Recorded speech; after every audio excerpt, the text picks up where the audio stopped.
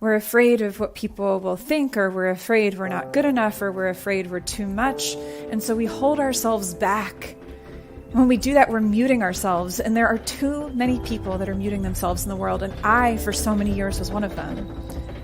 I've discovered the power of unmuting myself, of showing up in the world in a way that is joyfully expressed and boldly alive.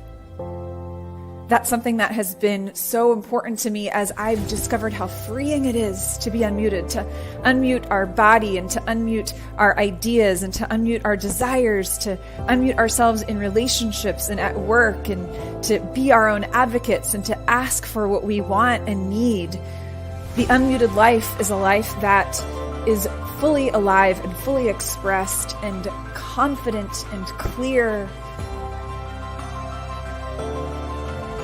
And to me, it's the only way that I know how to live now. I know what it's like to feel confined and stuck and small and silenced. And I also know what it feels like to be expressed and alive and joyful and present and seen. And it's so much better of a life to be unmuted. And that is what I want to bring you into.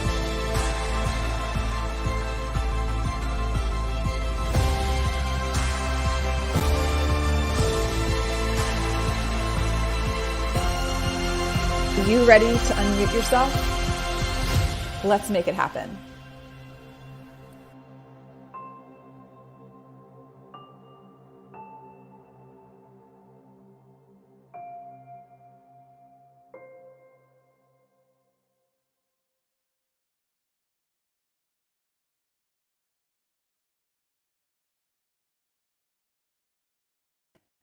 Hello, everyone. So excited that you are with us for today's episode. I am beyond excited, and it's so great to see all of you in the chat. Feel free, if you haven't dropped in the chat, let us know where you are joining us from.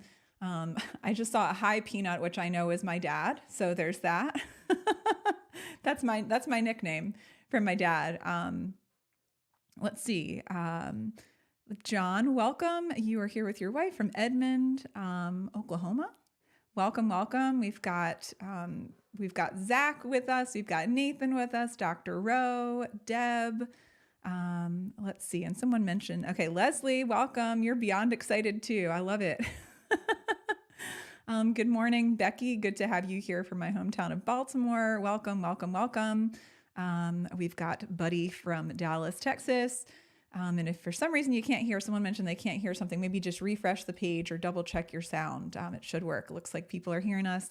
Alex, Wanda, Jason, wonderful. Oh, Leslie, glad you like the earrings. So wonderful to have all of you here today. This is a show I am beyond excited about. And because we have so much to cover today, we're gonna get right into it. Carla, welcome. This is a conversation that I believe has the capacity to have a significant transformational impact on your life. This is an episode that you're going to want to share with the people that you love, that you're going to go back and want to listen to again. We're going to give you practical, actionable takeaways and inspiration. We're going to share stories and resources that are going to help you to get more of the love that you want.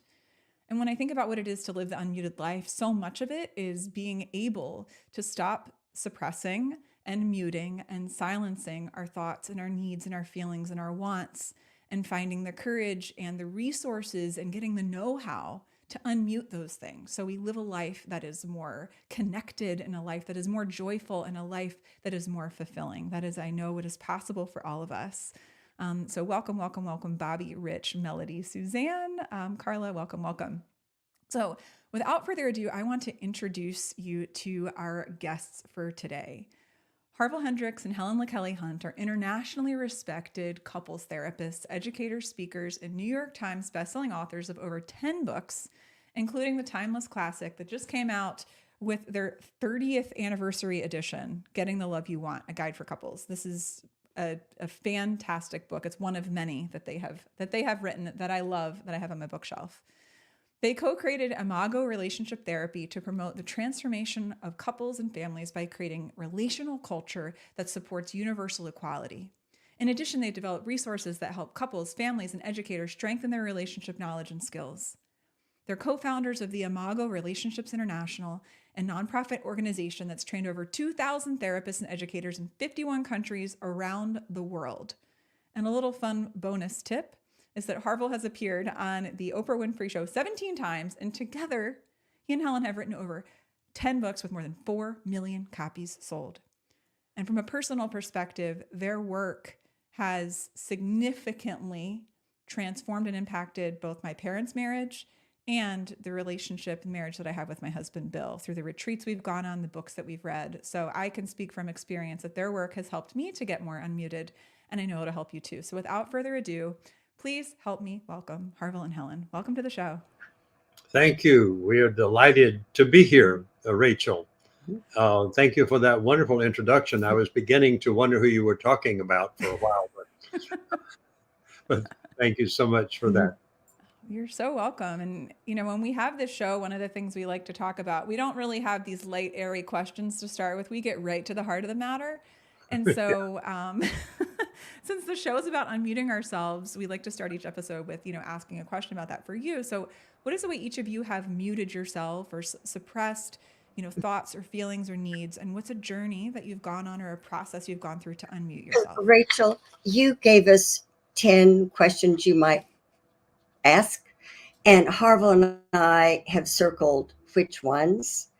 And like he would do one, I would do another. And so I will begin. And my story, and this is a little longer than I thought, when I heard Harville talking about stages of relationship, and then he wanted to get a book written, and then Oprah called and wanted him on. Thought, I said, what's Harville going to wear?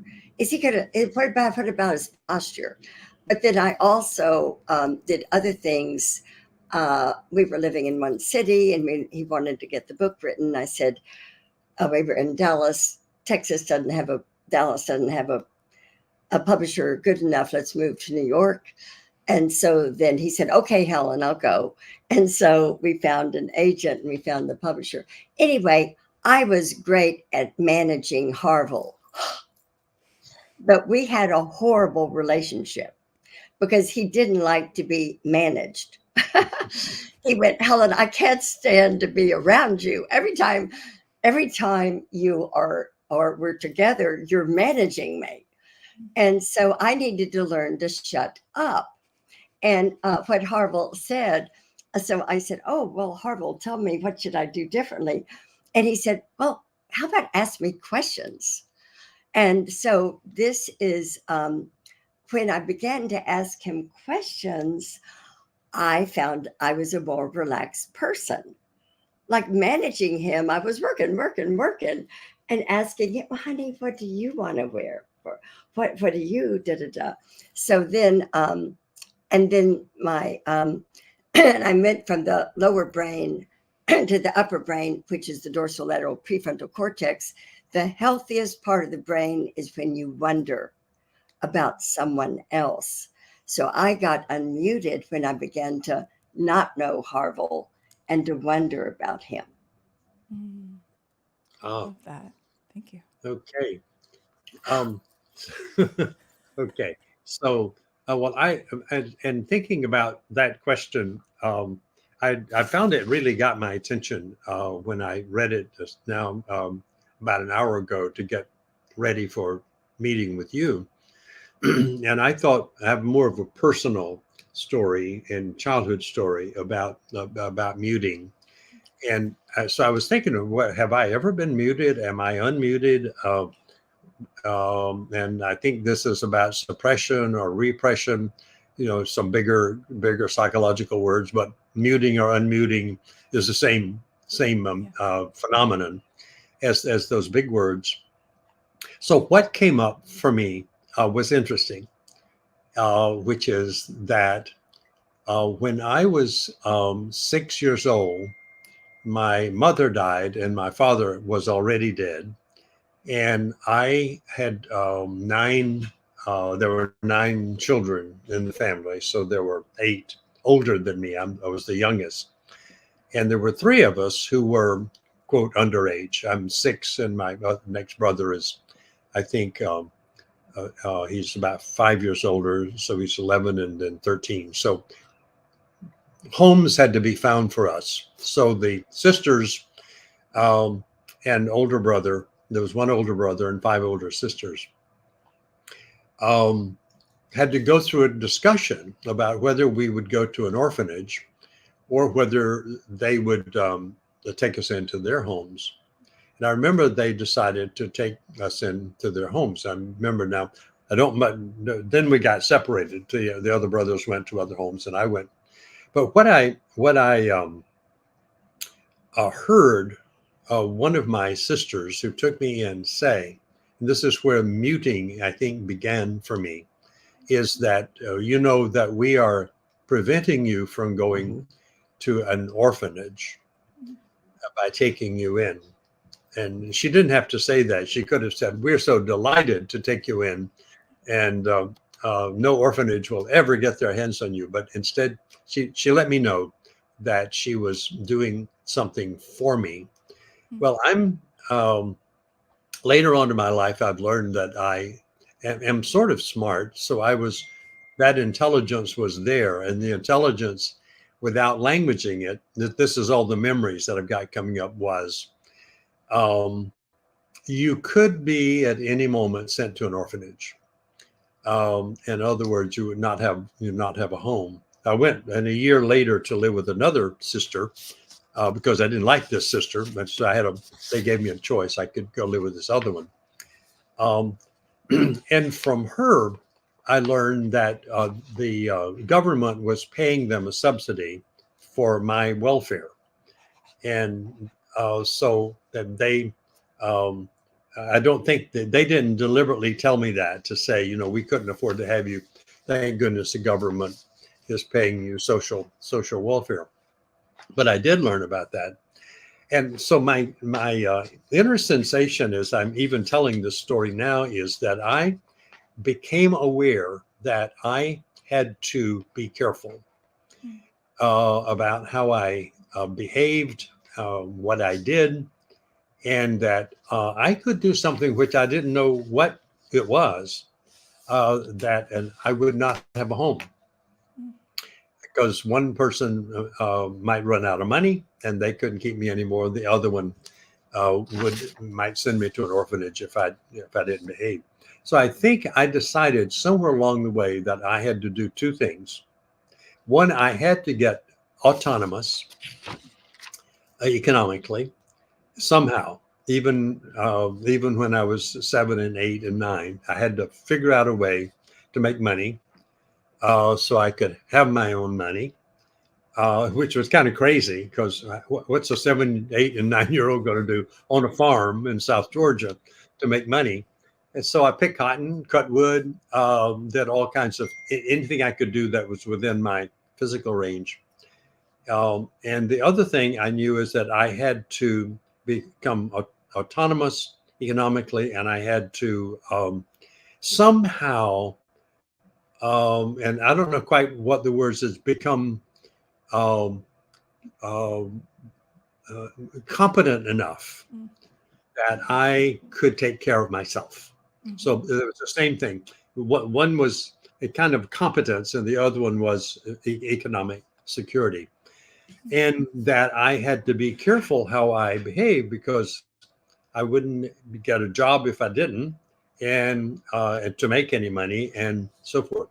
So as I thought about this story and thinking about it even now, it's interesting it's the first question. This is the first time I've ever been asked this question.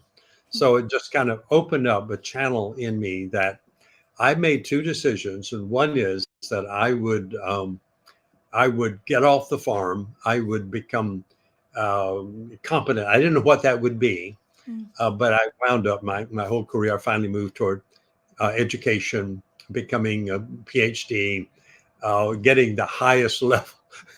And somebody asked me one time, did you get your PhD for status? And I said, no, that was a meal ticket. I just wanted to have the security of a meal ticket, which was the inclusion of economics along with status. And those two things. But then now you get it. You got your PhD and you got status and you're a professor. And as you indicated, you're now um, got books that are known around the world. Whereas I'm talking about this, I still am very careful what I say, and that I want to be certain that I'm honest, but that I don't offend people and get people to go away from me. So I could go on into that, but I think that's a psychological lesson you gave me this morning, just to think about how did I mute myself and how did I unmute myself, and I unmuted myself by achieving competence and moving. Eventually, by 13, I had a job in a little store as a soda jerk where I was making a salary. And the salary was enough to pay for my expenses so that living with my sister didn't cost her anything. And then I eventually, I did well in school, got my degree, went to college, got a degree, went to graduate school, got a degree, went to another graduate school, got another degree, because I'm not going to be vulnerable to being homeless or poor. Yeah. And I think and so then the question was, well, are you unmuted now? Or are you still on mute? So I think what I've done is I have a rather radical view of social reality. That is what it ought to be and what it ought to become. Like for instance, I believe that we should have a different kind of civilization. And it's very simple, one in which everybody belongs to themselves. They're free, which everybody is equal economically and socially, which everybody is included, no matter who they are, and that diversity is celebrated. And that's radically different from our culture. So I think my unmuting, I'm thinking this through right now. Thank you. I think my unmuting has been that I have used my, whatever you want to call it, creativity, intelligence, and I've, one of my favorite songs is "Don't Fence Me In." I want, that old song, I want to ride to the ridge where the west commences and gaze at the moon until I lose my senses. Can't stand hobbles, I can't stand fences. So that was one of my embedded songs. So I think that my unmuting is by visioning radically different economic, social, and political possibilities for the human race. And as I'm talking about that, that's what we're into now, and what you're helping us talk about to the public is a new way that human beings could, like, for instance, when we go down the street and there, we live in an area that's mixed, what would be called a mixed neighborhood of upscale and marginal people. So there are a lot of people who are homeless on the street. And whenever I see that, I realize that this homeless person has not failed. Our civilization has failed this homeless person. There should be no poor. There should be no homeless. That's a failure of our civilization to make equitable resources available to everybody. So I think that's my unmuting, is that I'm a visionary for a radically new way to be. Does that make sense? That is so well said.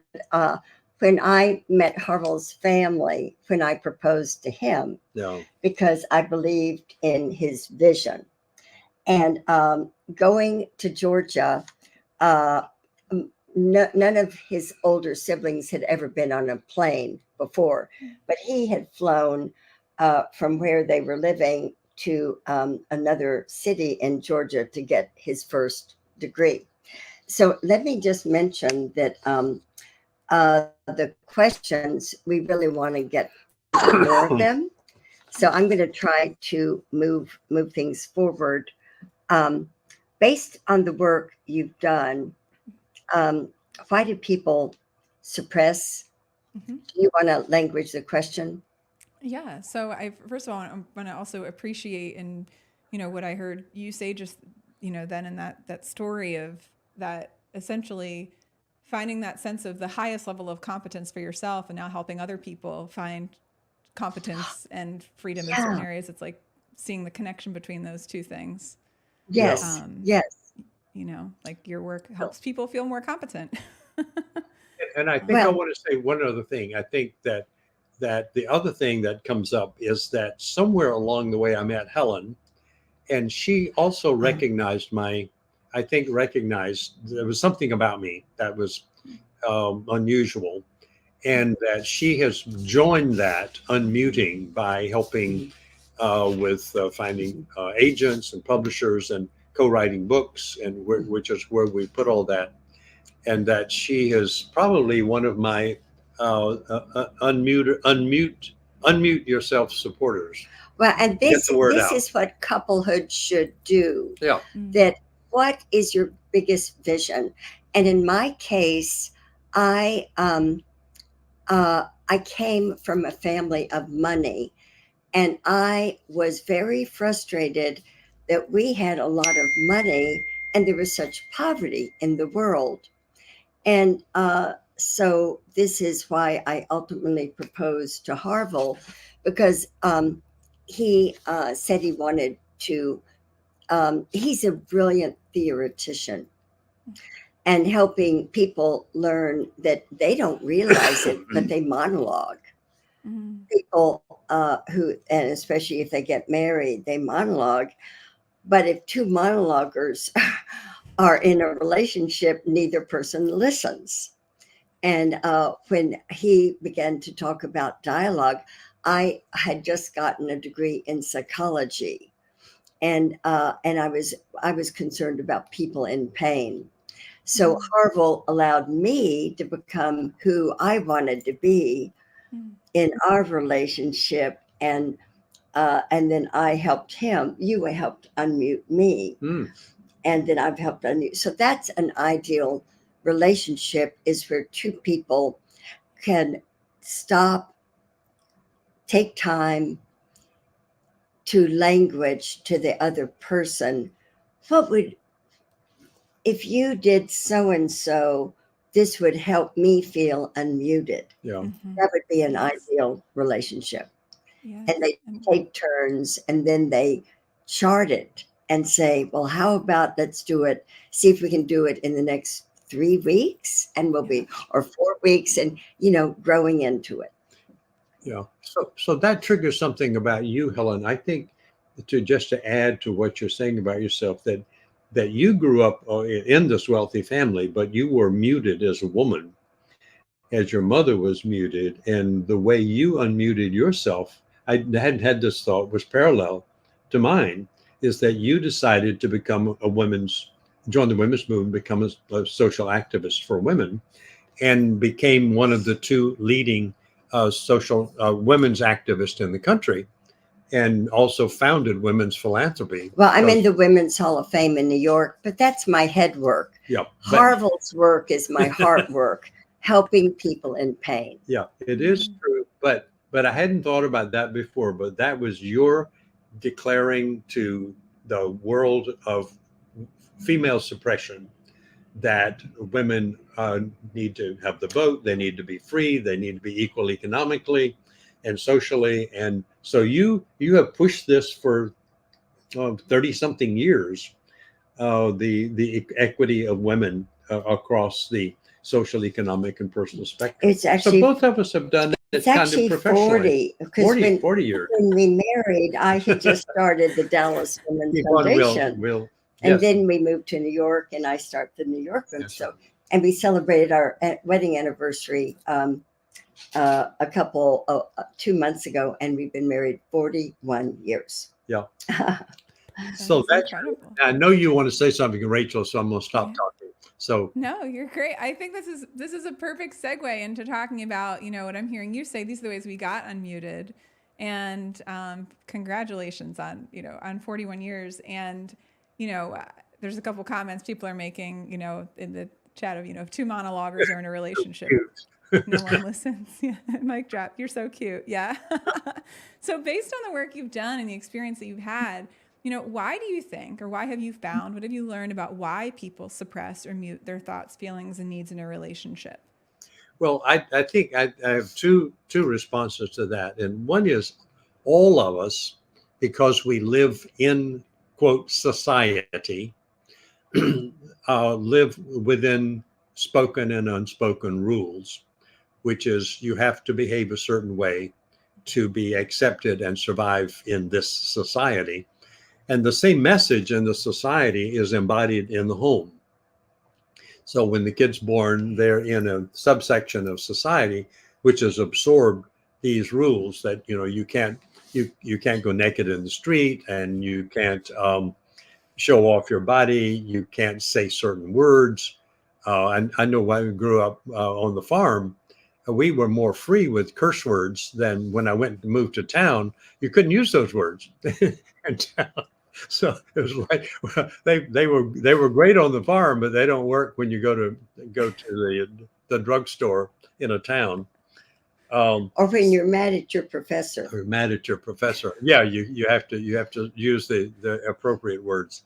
So I think that's it. And so you then and you suppress whatever that culture and mediated through the family says. You suppress your thoughts so that you don't say what you think. You have to bite your tongue, or you actually suppress them. And one of the big things that in our culture, it's an interesting paradox that the message is suppress your sexuality. So the suppression of sexuality has given place to the compensation for that suppression by an overt sexual society. But that's a compensation for the fact that genuine sexuality is so when you can't do it genuinely, you either suppress it and don't feel sexual, or you overcompensate. And so we have a very quote sexualized society in all kinds of ways, and especially the feminine body is sexualized in terms of the way it's portrayed and how women dress and what kind of clothes you can buy and blah blah blah blah blah. So but all of that is, you're a social creature, and you know that, and you have to. And if you're going to survive, it was my story. You got to be sure you don't mess with this group, which is your family, and later your school, and don't mess with this, and later your company, or you won't survive. So you can't be your full self. So what we have to do is in order to survive is to grow up into authenticity by learning culturally appropriate ways to be creative and unmute ourselves. Or we have to go to therapy and talk about those nasty messages we got from our parents, and the fact that they said you can't touch yourself there, and so sexuality became bad, and we don't have good sex life. We think it's our sexuality, but it's actually messages. The sex is bad. So you have to go through a kind of unveiling of those things in your unconscious, and or you will compensate for it one way or the other by suppression of sexuality or by overtly acting it out. But the normal sexuality probably is 20 or 30% of couples. Nearly 70% of couples have some kind of sexual problem based on those kinds of mutings of the body and mutings of their natural feelings when they're little. So, but safety is non-negotiable, and so you have to figure out, how can I do this and not die, and not get kicked out, or not become homeless or rejected or whatever. So it's a human. You picked on a fundamental human problem, and that is, how can you live authentically in a world of social rules and restrictions that require you to behave a certain way, or you will be somehow ejected from this society. And if you do something really bad, we'll put you in jail. Otherwise, we may not pass your grades. We may not, blah blah blah. All kinds of things. We can charge you for violating the social rules. Yeah, that resonates deeply.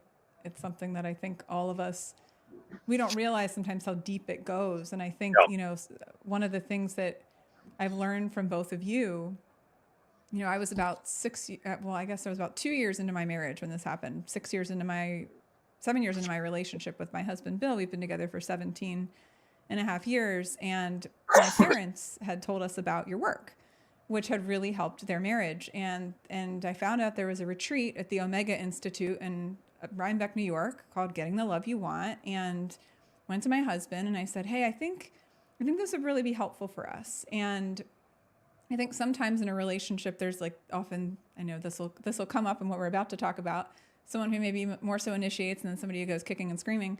But I think in this particular situation, it was something that I saw just so how profoundly it affected my parents. And I thought, well, would you go, and got some questions answered, and he agreed to go. And we found so much value in learning about childhood wounds and ruptured connections and how those things from our past affect our relationships as adults and affect our intimacy. Like even intimacy became, physical intimacy became better for us after connecting more deeply emotionally.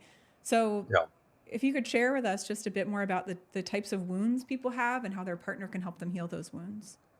Yeah, so I'll do that. I think the first thing to say is that it's interesting at workshops like you went to that some people come to those workshops and they say they had a perfect childhood, but they have a horrible marriage, and they don't see the incongruity between those two things.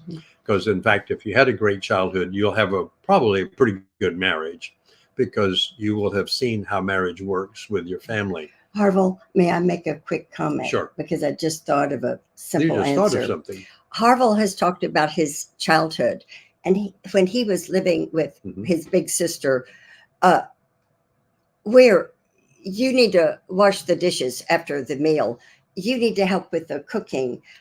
You could go to the orphanage if it weren't for me, because you live right. That was Rosie. Yeah. And he, and this is where Helen overmanaged Harville. and so this, and then when I was growing up, I was in a family that everyone was so busy, no one noticed me. I was a middle-born, the middle child. And I ended up with no relationship with my mom, no relationship with my dad. And I love a dog. I had a little dog. I had a bicycle. And after school, no one would talk with me. So I'd put my dog in the head of the bicycle and I'd go out into nature and just wonder. So anyway, the parenting is either you're overmanaged or you're neglected. Yeah. And you need to identify that in your partner and then see if you can, we call it healing the childhood wound in the other. Yeah. And Harville does a great job of making me visible. Yeah. And it's interesting that both of those are the fundamental wounding patterns where overt suppression, like my older sister that I first lived with did. Or in Helen's case, the parents were there, but she lived with their parents, but they were gone. And so you had a lot of maids in the house. And so you were neglected. So you're either neglected and on that continuum from mild to severe, or you're overmanaged and over. This is a huge thing for a married couple to learn about the wound in the other. Yeah. And it's interesting that often we grow up and when we marry, we'll marry somebody who had a similar experience. So like in either case, if you're overmanaged, you're invisible as a person. And if you're neglected, you're invisible as a person. So most children grow up actually with a relational invisibility. So they bring that to the marriage, expecting to become visible in the marriage. But you marry somebody who doesn't know how to make you visible because they were either neglected or overmanaged. And so the whole purpose of a marriage is to learn how to move that dynamic aside and actually be present to each other so that you actually are seen and heard and valued, which is all human beings want, basically, is to be seen and heard and valued. And you do that for me, I don't need anything else. But if you don't do that for me, I need everything. Because if I'm not seen, heard, and valued, it triggers my survival directive. I could die. And, I don't think that thought, but my brain goes into anxiety about whether or not it's going to survive. And so but if I'm seen and heard and valued, my brain can play and say, hey, no problems here. We can go fishing or take a walk or do whatever is fun. So anyway, that's sort of how the childhood wounding goes. And the research on that is that probably 10% of children in our culture have a what would be called a secure childhood. So 90% of us grew up with a residual anxiety in the background. And so we're having to do something, which is what those strange things that we do is that we don't know how to do the right thing, but we're trying to get something done, which is to be seen, heard, and valued. And we'll act out to do that. We'll take drugs, we'll scream and yell until we learn, as Helen, I'm sure would say, until we learn how to talk to each other through the dialogical process.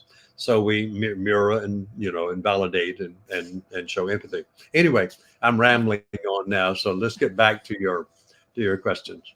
Oh, ramble. I mean, that was so well said. And people are saying, sharing in the chat too, so profound, neglected over overmanaged. I mean, that really, that insight, and then how we show up in response to that, right? How one of us might, if you want to, I know this isn't in here, but I know it's very much in the, a front of mind for you of just like sometimes that can show up as negativity, right? When we're not getting a need met, when we're not feeling seen or heard and valued, that we can show up with negativity, with blame and shame and criticism, and we use it as a weapon in our relationship. So I know your work helped Bill and I be more cognizant of that and be more intentional about noticing when we did that. So curious what you could share if people are noticing that that the presence of negativity in their relationship, what can they do to address that proactively? Okay.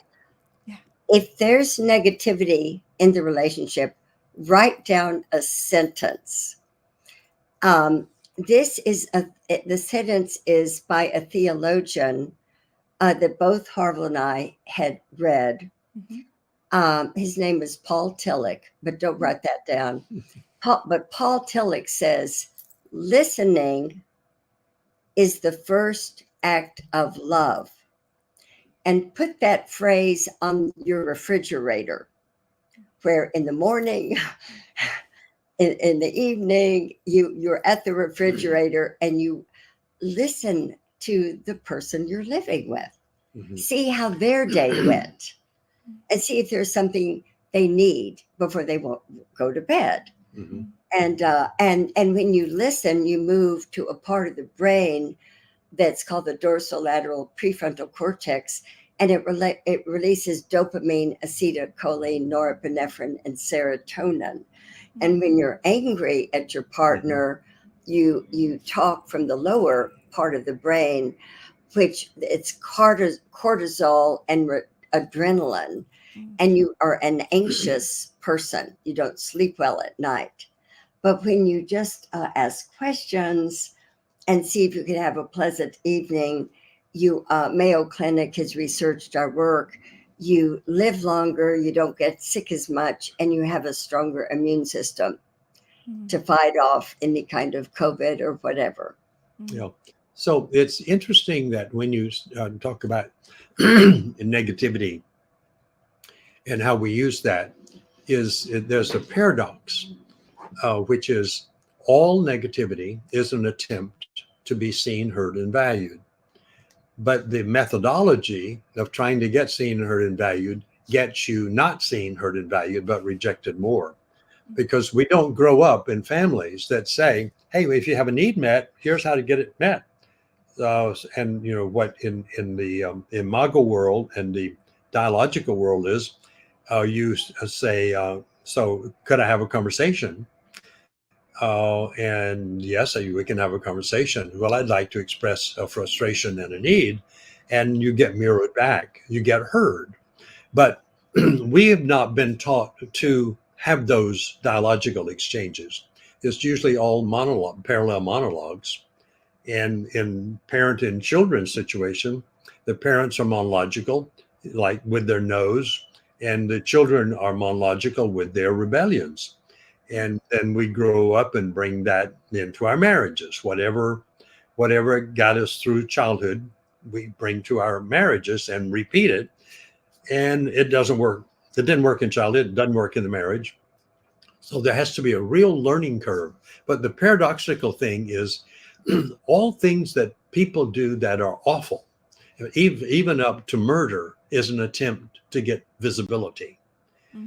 It's not out of their I mean, they're angry, or depression. Even depression is an attempt to get attention, and not in a negative picayune sense, but to get visibility. So the brain will do whatever it needs to do to get attention, because attention was what means I won't die, even if the attention kills me.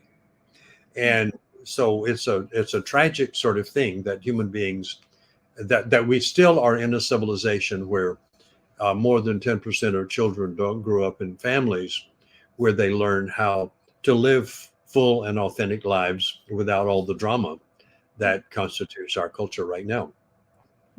So I just thought that would be important to say that when people are, quote, acting out with negative behavior, either expressive behavior like yelling or screaming, or suppressive behavior like depression and withdrawal, they're trying to make something happen that's really good for them, which is to be seen and heard and valued. And it still doesn't work. So they have to then escalate it. And at some point it doesn't work. And then something can happen, like they do something violent. And then, bring in other kinds of things. Yeah. I mean, I think along the lines of that kind of transition here, something that you've said, there's a line that you've shared that I have shared and of course quoted you to so many people because of how deeply it resonates, and it piques curiosity. It piques that wonder, Helen, every time. And that phrase is, conflict is growth trying to happen. And so many people avoid conflict and mute themselves in the midst of it. So I'm curious, do you explain what you mean by that, and maybe what it looks like when that's done well? Well, that's another sentence to put on the refrigerator. Because every day is an opportunity to learn something new. Yeah. And so I think I'm going to jump in to another topic, and then if you want to answer more. But okay. Let me just mention our relationship became transformed when one day Harville and I had a discussion. And I said, Harville, let's get a calendar. Then this is the idea of both people working to listen to each other or to make the other person happy. I said, on the odd days of the calendar that you buy it at the drugstore, the 1st, the 3rd, the 5th, the 7th, it's my responsibility that when we go to bed, we are connected in our relationship. If there was a problem, I'm responsible for getting it solved. And the going to bed is by 6 o'clock, we have to be connected. And on the even days, 2nd, 4th, 6th, 8th, 10th, it's Harville's job. And so we got a calendar, and every night, we would put a little check if we went to bed well. And this helps make sure that both people are living the idea conflict isn't bad. Conflict is an opportunity to grow. And so what can we learn from that conflict? Yeah. How can I be a better person so that Harville goes to bed feeling better? Yeah. And just to unpack that a little bit, conflict is not recommended. That's not a recommendation, go into conflict. It's an interpretation that when people are in conflict, they're trying to make something different happen, but they don't know how. So they polarize by me wanting it this way and you wanting it that way. So conflict is trying to make something good happen using methodologies that make something bad happen. So what we have to do is figure out what is it you're trying to make happen and do it in a way that makes it work, so that you don't, because you can't use conflict to make a good thing happen, but you can use conflict to grow beyond the need to be in conflict. In other words, you move from conflict to collaboration. And that's a simple thing to say, but a very hard thing to do, because then I have to take into consideration your world, what it is you want and how you want it. And then that's going to run into my world, because my world and your world are not compatible that way. So then you have to co-create something that we both win in and feel great in, that we co-created. So I contribute to it. It's like making a baby. We both contribute to the baby, or whatever the new behavior is in our relationship. Like, just briefly, one time, Ella and I, we had this huge conflict around vacations. I like to travel. Helen likes to stay home and watch videos of the places I like to go see. So like, how do we do this? I don't want to watch a video. Mightily about, and then one of us got their way and the other was miserable. Yeah. So Helen would go Helen would go with me and not enjoy trips, and I'd stay home and watch videos and be bored out pacing of my mind. around, leaving the room. Yeah. So we had this. Finally, we sat down and talked about how can we actually have a vacation both of us like. And the surprising thing is, we decided to buy a motorhome. That I would travel in the motorhome, but Helen would be at home in the motorhome. And she, in fact, watched videos in the motorhome of places that we wanted to go see. I drove to see. Once we got on the highway, and Harville was going to be totally focused on the highway, because we were in a motorhome camp, and we had dinner, we went to bed, we got up the next morning, we had breakfast, and then when Harville backed out and got on the road, I made sure we were on the road for 15, 30 minutes. And I said, Harville, is it okay if I go to the back? And he'd say, sure. And I said, and so I would sit on the bed, and there was a little monitor where I got to watch movies. Yeah. So that's a kind of funny way to collaborate and co-create. But if you take that principle, that you bring polarities together in conversation, not polarization, but conversation, and then you use your creativity to say, well, how can I travel, and how can you stay at home? Well, that's a polarity. Well, what about you being at home in a motorhome, which is moving down the road? And it actually, where we did 22 motorhome trips. And I finally got traveling out of my system. I don't really want to go anywhere now. But we still watch, and we don't watch a whole lot of travel logs. We watch other kinds of things now. But anyway, that's a principle of moving from conflict to collaboration, and then into co-creation, and then carrying it out. That reminds me of something my dad says a lot. And he says, how can we come up with a way that'll work for both of us? It's like, that's an option. Usually it's not like your way or my way. It's like, how do we come up with a way that works for both of us? Works for both of them. Yeah. Yeah. So there's something I wanted to share. There was a snippet in the book, Getting the Love You Want, that really spoke to me. I mean, when you see in a book something that is starred and underlined and bracketed, that sort of tells you something about how deeply it resonated with you. And there's something you share about the hidden self. And I just want to share just a brief snippet of this passage. It's in the chapter about the unconscious partnership. So there probably came a time in your relationship when you began to wish your partner was less sexy or less fun-loving or less inventive, somehow less whole, because these qualities called forth repressed qualities in you, and your hidden self was threatening to make an unscheduled appearance. When it did, it ran headlong into the internal police force that had severed those self parts in the first place, and you were filled with anxiety. This was such an unpleasant experience that you may have tried to repress your partner the same way your parents repressed you.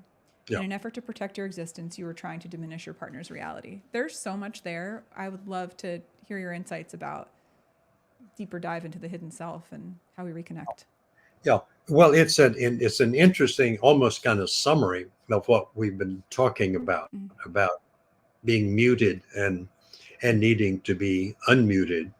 That where this is fascinating and shows up is that in the when you fall in love, you may think you're making a choice, but actually your unconscious makes the choice for you, because your unconscious is a memory system that has a need to get met that didn't get met in childhood, And so when you are an adult and you're in your search and find mission as an adult, this this unconscious part of you is looking for somebody similar to the caretaker in childhood who did not meet your needs. And when you meet that person, you will then be attracted to them and fall in love with them and expect them to meet the need that the person that that they can't meet because they're like the caretaker who didn't meet the need and who triggered this need for this.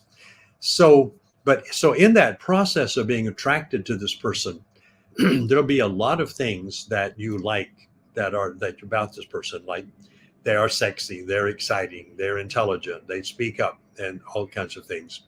And what's interesting as we research that is all the things you admire about that person are probably polarities to yourself. They're things that you don't admire or don't have people admire in you, but they're part of the package of romantic love. Then when you actually get together and say, we do, I do, we're married, and something then happens to the brain. There are two things that happen to the brain. And one is, okay, that need I didn't get met in childhood. I'm assigning that to you. We don't say that, but that's what we unconsciously expect, is that you'll start being the caretaker that I did not have, but you can't because you're like the caretaker that I did have. So being that way is you. So, but I want you to meet that need. But the second thing is that we then begin to start lopping off parts of that person that we were not able to develop in ourselves when we were little. So you were sexy, I have to repress my sexuality. You were funny, I have to be intellectual. You like to be out of doors. My adaptation was to stay at home. All kinds of things like that. So I'll start asking Helen to not be any of that, which was part of what I was attracted to, because with that in her, the other part of me is whole.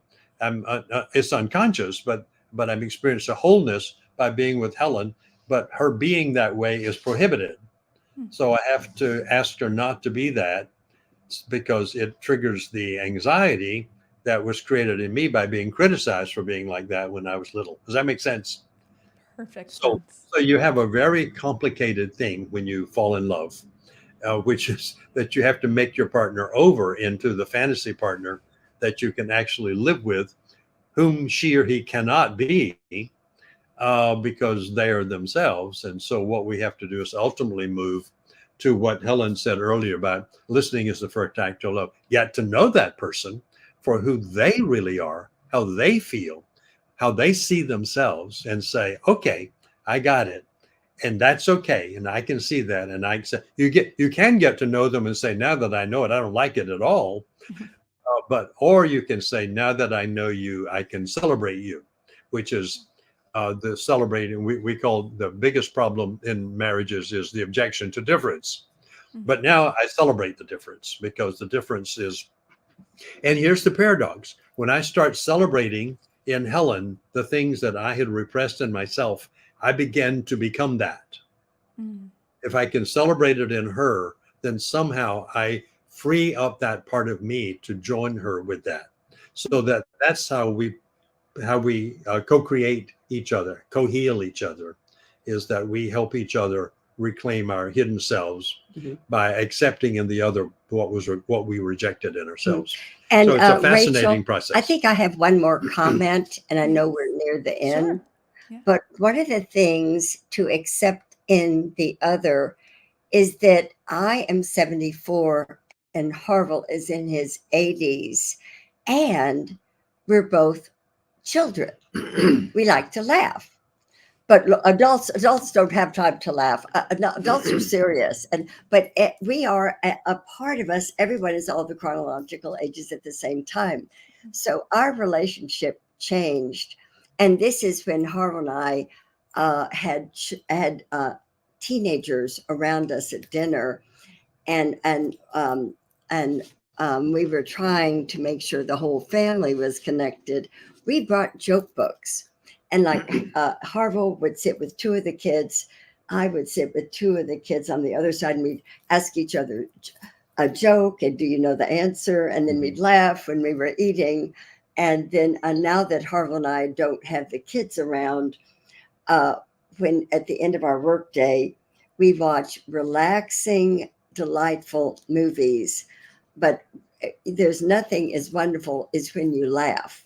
You talk about relax, but it doesn't come. You're an adult, and it doesn't come naturally. You're worried about the news, as we all should be. We're worried about this. We should be, but stop after 6 o'clock, and just for the evening, forget the news and enjoy your relationship at home. So I want to give an example of how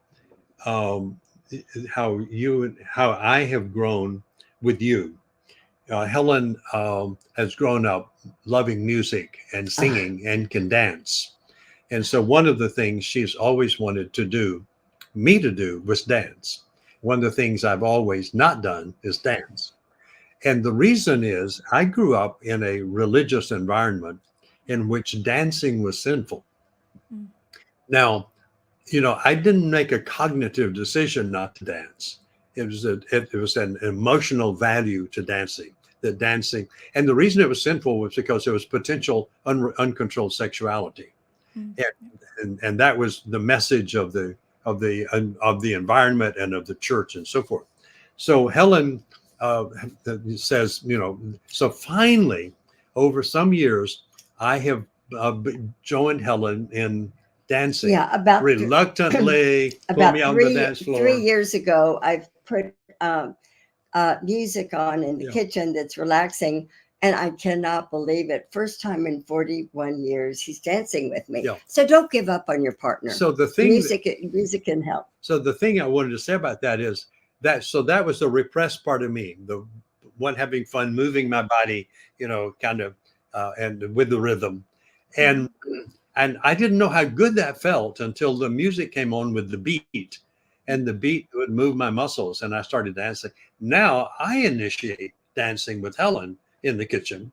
And when we went to a big conference recently where they have a party and they dance, I went to the dance floor with Helen, and we had a really good time. So I now have activated that repressed part of me about dancing. It's not fun. It's not sinful. It's fun. And nothing bad's going to happen if we dance. What if we do have sex? That would be okay, wouldn't it? So it's kind of like the messages have been slowly being eroded. And I'm over 80 years old. So eventually, these messages show up, and we're trying to get there before I die. Thanks for the opportunity for me to grow. Yeah, so, right. Rachel, any that last was comment? Yes, that's beautiful. And I so relate to that, of that repressed part. Like, I was a very serious kid, and I took myself too seriously. So I found a husband who's an elementary school gym teacher as my partner. So somebody who can play and be playful and not take themselves too seriously. He's like pretty high up on the list, and so that makes so much sense what you shared. And I think it's an invitation for everyone who's with us today to consider, what's a way that you could move toward your partner in a way that would be meaningful to them. And, I'm curious if there's any, in our final minutes, any final thoughts you would want to share. We'll drop your links in the chat so people know where to find you. But any last thought, if someone was going to take away one insight maybe from today's conversation, what might be, an action step that they could take with their partner, even within themselves? Listening is the first act of love. And ask your partner, how do you feel about listening? Am I listening to you enough? And let your partner give you feedback, and that will be an opportunity for you to grow. Yeah, because that's really powerful, because you get to know each other as listening. And the second one is that we usually give people, if we're conscious, appreciations for things they do. And those are good and so forth. But there's something more powerful than that we call an affirmation. And that is just, you are an amazing person, Helen. And I just can't believe how intelligent you are. So I'm affirming her without her having done anything for me. So I'm not appreciating that. I am just valuing that. So we call that affirmations for your partner, because they exist. not because they've done something good for you. That's okay too. That's an appreciation. But to also affirm the being of your partners simply because they are there. That's the ultimate visibility. And that's what we all crave. Can we be seen and heard and valued without having to pay for it in some way? And this is the last comment, because we know you need to end, Rachel, and we do too. But every night before going to bed, we sit, and this is where structure can be helpful in a partnership. He gives me 3 affirmations or appreciations, and I take it in, and then I don't mirror, I just listen. Mm-hmm. And then I give him 3 affirmations or appreciations, and then we turn off the light and go to bed. Beautiful. Beautiful. I think that's a perfect way to end, and a reminder that so much of the unmuting can be unmuting the good also, right? And that's really what I'm hearing you say is leaving the day on that note of, let us use our voice in a way that's going to make the other person really feel like they matter at the core, which is what all of us want to feel. Yeah. Beautiful. Well, and I think also the message: learn to unmute yourself in a way that doesn't offend your environment, but still gets the message out. You want to do that. So that requires some growth in what we would call relational competency. How can I say what I really want to say in a way that invites people to be curious rather than be offended? Yes. And there's so many tools for how to do that. I'll mention just 2 of these. People are saying, love this conversation. People are saying, thank you. Drop in the comments what your maybe greatest gift from today was. There's another fantastic book. I give this to couples as part of a bridal shower gift. When someone's getting married, I gift your book to them. The book is called Making Marriage Simple. Thank you. And 10 truths for changing the relationship you have into the one that you want. And I know that it's been a really game changer for the friends I've gifted that to, and for me as well. So thank you for all of your wisdom, for all that you've shared, for the gift of your presence.